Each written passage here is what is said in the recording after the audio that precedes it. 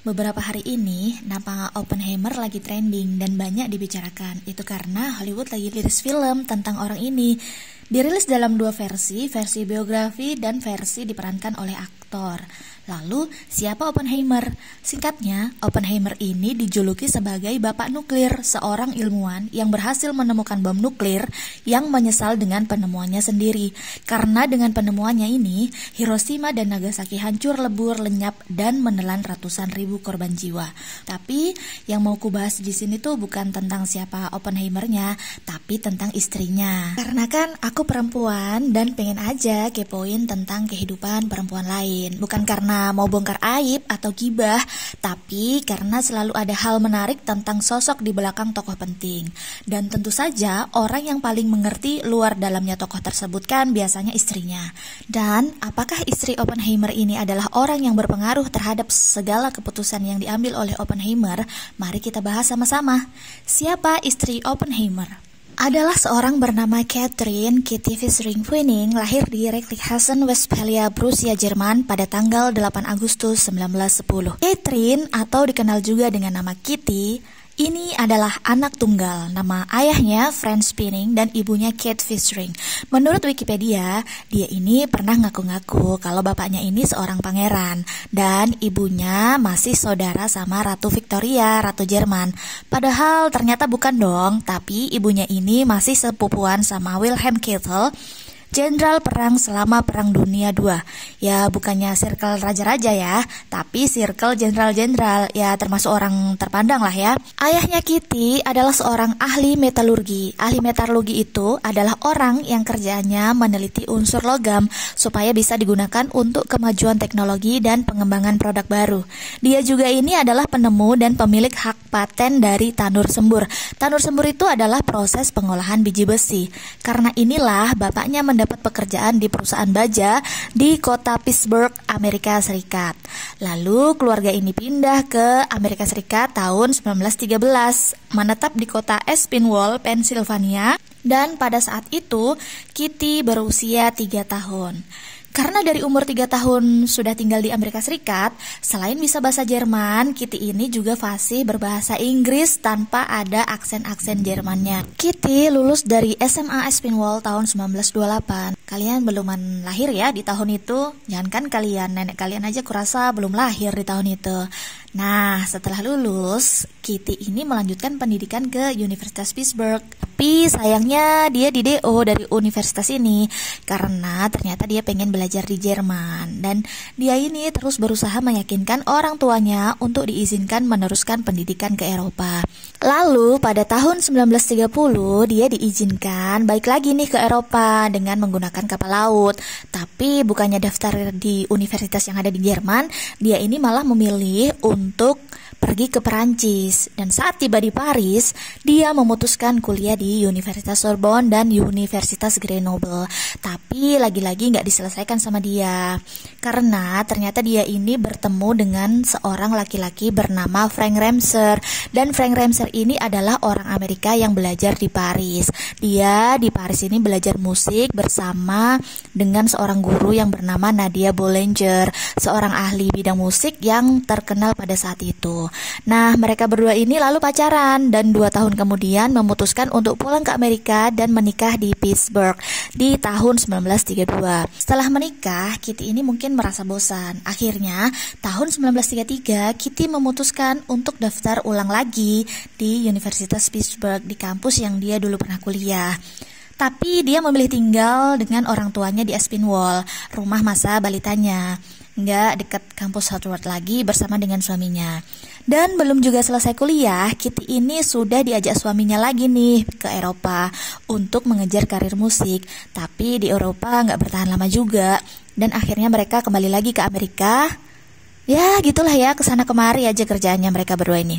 Nah, pernikahan Kitty dengan Frank ini ternyata tidak berjalan lancar. Banyak cekcok dan ketidakcocokan. Akhirnya mereka memutuskan untuk bercerai dan mendapatkan pembatalan pernikahan di pengadilan Wisconsin di tahun 1933. Jadi mereka ini nikah cuma setahun doang ya. Dan ternyata masalah terbesarnya itu membagongkan. Jadi Frank ini adalah seorang homo dan pecandu narkoboy. Ya kayak kasusnya selebgram kemarin ya, yang inisialnya Melissa Zahra. Dan karena ini juga Kitty akhirnya memutuskan untuk melakukan aborsi.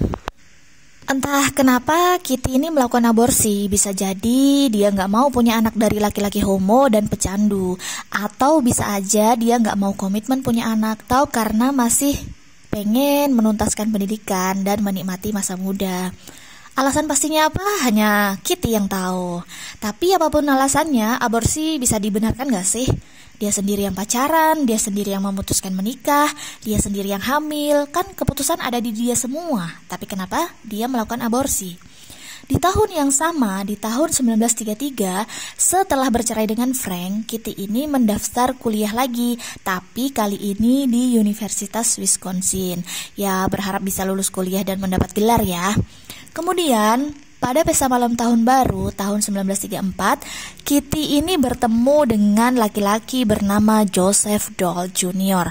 Dia ini adalah anak dari Joseph Dole Senior, seorang pengusaha kaya dari Long Island, Amerika Serikat yang berfaham komunis. Joseph ini pernah kuliah di Dartmouth College. Dia adalah seorang anggota Partai Komunis Amerika yang mengelola Serikat Buruh Baja dan Logam di tahun 1934. Dan di tahun ini orang tua Kitty tuh udah pindah ke London, Inggris, bekerja mewakili firma yang basisnya itu ada di Chicago, Amerika.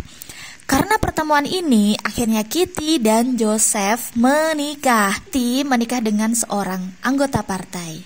Oleh karena itu dia diizinkan bergabung juga ke Partai Komunis. Tapi sebelum bergabung dia dites kesetiaan dulu nih, dengan membagikan salinan pekerja harian di jalan-jalan. Sayangnya ini tuh nggak berlangsung lama juga, karena Joseph ini tuh kan anggota Partai Komunis, dan kala itu adalah partai sayap kiri yang ditentang dan selalu dicurigai oleh pemerintah Amerika.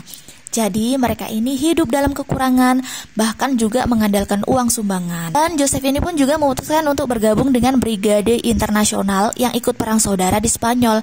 Alhasil mereka ini LDR, London, Spanyol. Apesnya lagi, mereka ini hanya bisa berkomunikasi lewat surat. Tapi sebelum surat-surat ini nyampe di tangan Kitty, udah disita nih sama ibunya Kitty duluan.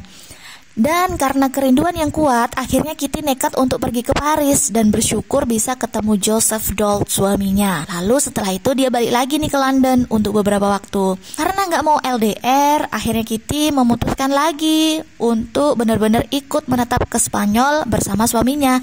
Tapi sebelum sampai Spanyol, dia ini didiagnosa kista dan harus dioperasi. Lalu dia menjalani operasi yang dilakukan oleh dokter Jerman. Dan setelah operasi, balik lagi nih ke London untuk pemulihan. Lalu setelah sembuh, Kitty menyusul Joseph ke Spanyol lagi lewat Perancis. Tapi malang, belum juga sampai Spanyol, Kitty mendapatkan kabar bahwa Joseph dinyatakan gugur dalam perang. Nah, dari sinilah Kitty yang patah hati balik nih ke Amerika. Kali ini dia ke New York. Dia tinggal di rumah Nelson, teman dari almarhum Joseph. Nah, mungkin dia capek di New York, akhirnya dia pindah lagi nih ke Philadelphia dan bertemu temannya yang bernama Zelma Baker.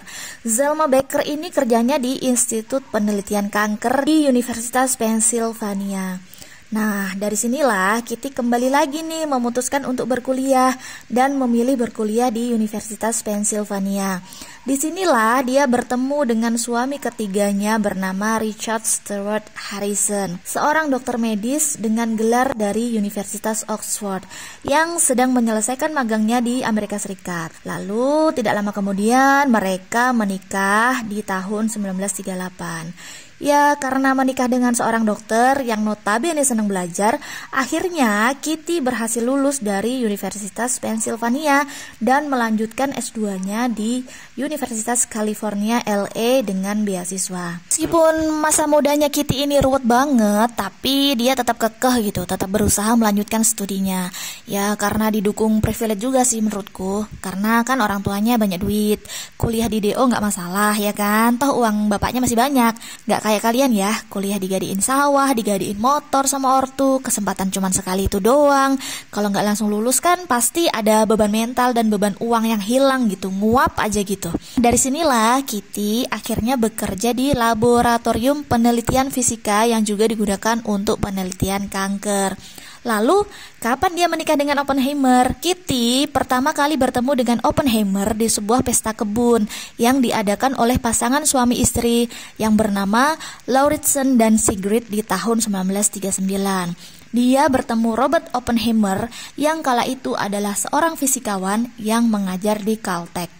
Dari pertemuan itulah, Kitty akhirnya memutuskan untuk menjalin hubungan perselingkuhan dengan Oppenheimer. Mereka sering bertemu, jalan bareng, tanpa sepengetahuan Harrison. Ya gimana mau ketahuan, Kitty dan Harrison ini kan LDR-an, karena lebih mementingkan karir dan pekerjaan masing-masing. Tapi Oppenheimer ini playboy juga sih sebenarnya, karena mantannya juga banyak, dan waktu pacaran sama Kitty yang merupakan istri orang, Oppenheimer ini juga kondisinya lagi punya pacar. Dan semakin menjadi-jadi kelewat batas karena pada liburan musim panas Oppenheimer ini malah ngundang Harrison yang masih berstatus sebagai suami Kitty untuk liburan musim panas di peternakan milik Oppenheimer di New Mexico. Tapi sayangnya Harrison gak bisa hadir karena masih sibuk dengan penelitiannya dan dia mengizinkan Kitty untuk liburan tanpanya. Singkat cerita, Kitty dan Oppenheimer ini liburan musim panas bareng, menikmati area peternakan,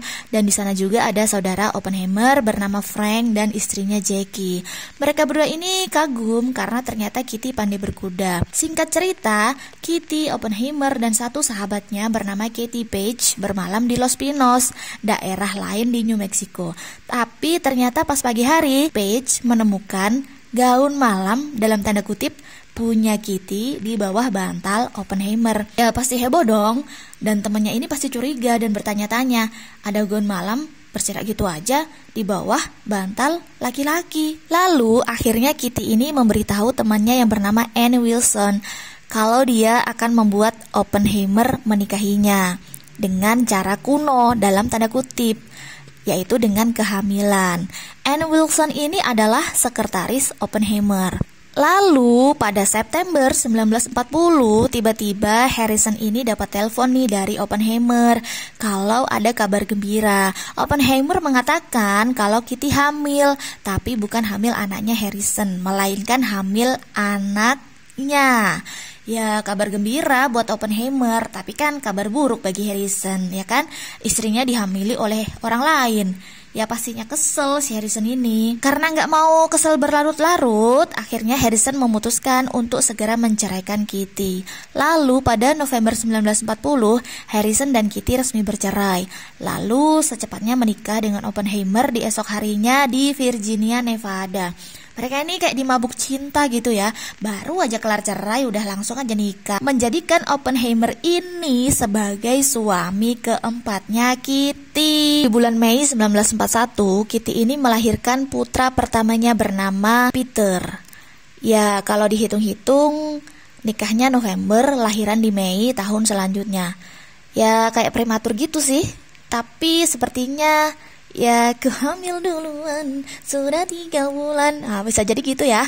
Kemudian Oppenheimer ini memutuskan untuk membawa keluarganya pindah di Berkeley, membeli rumah di One Eagle Hill dengan view Golden Gate. Wah keren gak tuh? Dan saat itu Kitty bekerja di Universitas California sebagai asisten laboratorium. Setelah pemulihan pasca melahirkan, dan setelah si Peter ini sudah bisa ditinggal-tinggal, pasangan suami istri ini lagi-lagi menghabiskan musim panas di New Mexico, tempat di mana cinta terlarang mereka bersemi. Tapi di liburan kali ini tuh Oppenheimer mengalami kejadian naas. Dia diinjak-injak kuda yang ditungganginya, dan Kitty mengalami kecelakaan mobil. Ya mungkin karma ya, karena di tempat itulah mereka punya anak dari hasil perselingkuhan. Pada Desember 1941, negara Amerika itu memasuki era Perang Dunia II, dan pada saat itu Oppenheimer ini mulai merekrut staf untuk Project Manhattan, yaitu proyek nuklir. Tahun 1943, mereka pun pindah ke Los Alamos, masih sekitaran New Mexico lah. Mereka tinggal di salah satu gedung yang dulunya milik sekolah peternakan di Los Alamos. Ya namanya ilmuwan ya, jadi ya pindah-pindah tempat kerja karena harus meneliti, menciptakan, dan menguji coba hasil temuannya.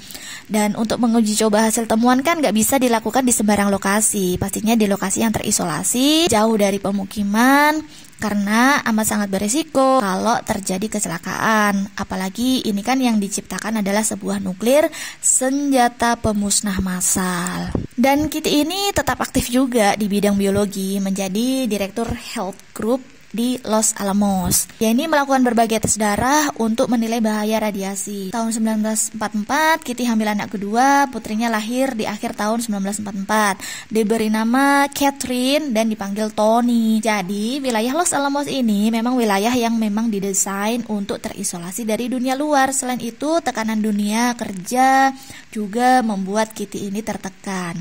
Karena tertekan itulah Kitty memutuskan meninggalkan anak keduanya Tony pada istri fisikawan nuklir bernama Pat Sher. Karena ternyata kebetulan Pat ini baru aja kehilangan putranya karena terkena sindrom kematian bayi mendadak. Jadi Kitty hanya membawa anak pertamanya Peter ke Bethlehem di Pennsylvania untuk tinggal bersama kakek neneknya. Tapi memang Kitty ini sukanya kesana kemari ya, karena tidak lama kemudian dia tuh balik lagi tuh ke Los Alamos di tahun 1945. Bukan hanya sebagai istri saja, ternyata Kitty ini adalah orang kepercayaannya Oppenheimer. Tidak jarang keputusan-keputusan Oppenheimer bergantung pada saran-saran Kitty, khususnya yang berkaitan dengan urusan-urusan praktis dan politik. Keduanya memperlakukan satu sama lain itu setara, saling membantu dan memberikan kritik yang memang sangat positif bagi keduanya. Tapi juga selalu berkompetisi satu sama lain dengan cara yang destruktif. Di sisi lain, Kitty juga sangat protektif terhadap Oppenheimer, khususnya terkait privasinya dan keluarganya. Setelah kejadian Hiroshima dan Nagasaki, popularitas Oppenheimer meningkat karena menjadi kepala proyek Manhattan karena keberhasilannya terhadap proyeknya. Banyak media dan publik yang terus berusaha mengorek kehidupan mereka. Saat itu, Kitty menjadi istri seorang rockstar karena keberhasilannya menemukan senjata mutakhir dan andilnya terhadap berhentinya Perang Dunia II. Menurut kesaksian Frank Oppenheimer, adik dari Robert Oppenheimer, Kitty bahkan lebih seperti mengisolasi Robert. Sedangkan Oppenheimer sendiri rupanya cenderung menyukainya dan tidak masalah dengan yang dilakukan Kitty, mengingat besarnya tekanan publik pada mereka pada saat itu. Dan saat suaminya menjadi tokoh terkenal, dipuja-puja, dijunjung-junjung, Kitty justru menjadi seorang pecandu alkohol. Dan saat Oppenheimer menyadari kalau temuannya itu mengakibatkan penderitaan bagi manusia dan dampaknya amat sangat mengerikan, Oppenheimer mulai merasa perlu memperingatkan Amerika untuk menghentikan proyek-proyek berbahaya. Dia mulai diabaikan dan dikucilkan oleh para ilmuwan lainnya. Karena itu, mereka berdua dikuliti masa lalunya yang bisa jadi berkaitan dengan paham komunisme. Dan berdasarkan dokumen Biro Investigasi Federal Amerika (FBI) yang dirilis pada 6 Mei 1952, Kitty mengakui bahwa dirinya adalah anggota aktif Partai Komunis Amerika di Youngstown, Ohio dari tahun 1934 sampai 1936. Keterlibatannya dengan Partai Komunis Amerika membuatnya menjadi target FBI, bukan hanya Kitty tapi juga Robert. Setelah proyek Manhattan selesai pada tahun 1946, keduanya dipanggil oleh FBI untuk memberikan keterangan terkait keterikatan mereka dengan komunisme di Amerika. Karena kecintaannya Kitty terhadap tanaman, Robert membangunkan rumah kaca untuk Kitty sebagai hadiah ulang tahun. So sweet banget ya Besti. Oppenheimer juga bahkan sampai menerbangkan anggrek spesies langka dari Hawaii untuk Kitty. Kitty dan Robert suka menyimpan minuman keras di lemari dengan baik. Keduanya juga suka merokok. Dan Kitty ini suka menggabungkan terlalu banyak alkohol dan merokok di tempat tidur. Dan ini menyebabkan banyak lubang tuh di tempat tidur mereka dan membuat rumah terbakar. Kitty juga terkadang meminum terlalu banyak pil dan menderita sakit perut yang disebabkan oleh pankreatitis. Rasa sakit sering memicu ledakan kemarahan di kepribadian Kitty. Pada tahun 1952, Tony, anak kedua Kitty, terjangkit polio dan dokter menyarankan untuk membawa Tony tinggal di daerah yang beriklim hangat. Kitty dan Robert pun langsung terbang ke Karibia. Di sana mereka menyewa kapal layar kecil untuk berlayar bersama, dan berlayar ini merupakan hobi mereka sambil memulihkan Tony. Karena menyukai suasana wilayah pantai, mereka membangun rumah pantai di Kepulauan Virgin. Tahun 1967, beberapa bulan setelah dinyatakan kanker, suami Kitty, Robert Oppenheimer, dinyatakan meninggal. Dia dikremasi dan abunya yang ditempatkan pada sebuah guci terjatuh di lepas pantai saat dibawa berlayar ke Saint John. Setelah kematian suaminya, Kitty bertemu duda bernama Robert Serber. Lalu Kitty membujuknya untuk membeli kapal layar yang berukuran besar untuk berlayar dari New York ke Grenada. Saat mereka berangkat, Kitty itu jatuh sakit ya dan dibawa ke rumah sakit di Panama City, di mana dia meninggal karena emboli pada tahun 1972. Serber dan Tony, anak kedua Kitty, mengkremasi jenazah Kitty dan mereka menyebarkan abunya di wilayah Abu Robert Oppenheimer berada. Dan end of story, inilah kisah singkat perjalanan hidup dari istri seorang penemu bom mematikan, bom pemusnah massal, bom nuklir yang karena temuannya separuh Jepang hancur lebur. Siapa lagi kalau bukan Oppenheimer. Ternyata ada seorang Kitty yang amat sangat berpengaruh terhadap keputusan-keputusan yang diambilnya. See you next pembahasan.